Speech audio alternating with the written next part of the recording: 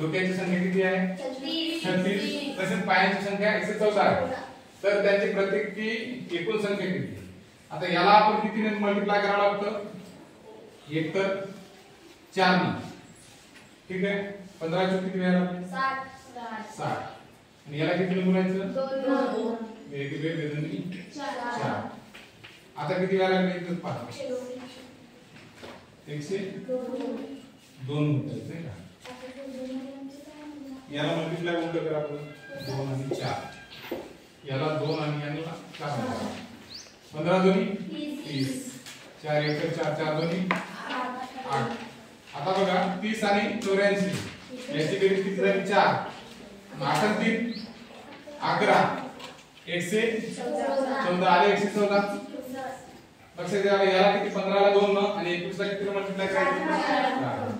का बरं 4 न? तर पायांची संख्या कोणाच्या गाईच्या पायांची संख्या 4 आहे, गुराख्याच्या पायांची संख्या 2 आहे. पायांच्या संख्येने हे पाय आहेत ते गुराख्याचे आहेत, हे पाय आहेत ते गाईचे आहेत. लक्षात येतं? आता ही मेथड एक झाली त्याच्यातून आपल्याला उत्तर काढता. आता मेथड क्रमांक 2 की ज्याच्या सहाय्याने तुम्हाला सहजपणे उत्तर काढता येईल ही मेथड आहे. आपण एक फॉर्म्युला आहे, त्या फॉर्म्युल्याचं लक्षात ठेवा L - 2h डिवाइडेड बाय 2. लक्षात आहे? आता याच्यात काय करायचं आहे तुम्हाला पहा. L म्हणजे आपल्याला काय लेग्स होय. L म्हणजे काय आहे आपलं? लेग्स. आणि H म्हणजे हेड्स. लेग्स किती आहेत आपले? 114. आणि हेड किती आहे? 36 भागिले 2. 114 भागिले 36 दोन्ही 72 भागिले 2. 114 मधून 72 गेला किती राहिले? 4 2 गेले 2 राहिले आणि 11 7 गेले किती राहिले? 4 भागिले 2. 42 भागिले 2 म्हणजे 21. आता 21 प्रॉब्लेम काय झाला तुम्हाला? 21 सापडले आपल्याला, पण आपला प्रॉब्लेम एकूण किती आहे? 35. पहा ना तुम्ही 36. एकूण डोक्यांची संख्या किती आहे? 36. आपल्याला एक आकडा सापडला 21 चा. 36 मधून 21 गेले किती राहिले? 7 1 गेले 5 राहिले 3 2 गेले. दुसरा 15 पहिला 21. 15 आणि 21 हे दुसरे मेथड. लक्षात येत आहे?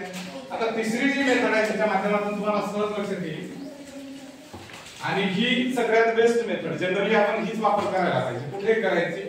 जास्त ताण घ्यायचा नाही. काय करायचं आपण? समजा आता आपण गाय पकडली x बरोबर, गुराखे पकडले काय म्हणू आपण त्याला? y म्हणू. ठीक आहे. असा बॉक्स करून घ्यायचा. ठीक आहे. आता याच्यात नाही का पहिल्यांदा डोके सॉरी असे 3 बॉक्स करा. इथं तुमचा x आणि y, इथं काय आहे तुमचे डोके आणि इथं काय आहे सॉरी डोके आणि पाय. इथं गाईचे डोके. आता गाईला डोके किती असतात?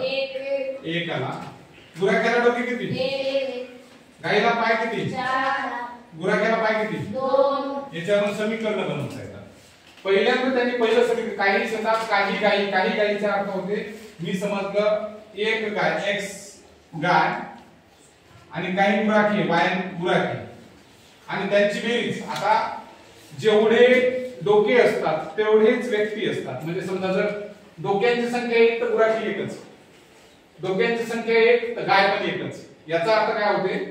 हे एकच गुराखीने एकच डोक, एकच गाय एकच डोक, असा याचा अर्थ काय झाला.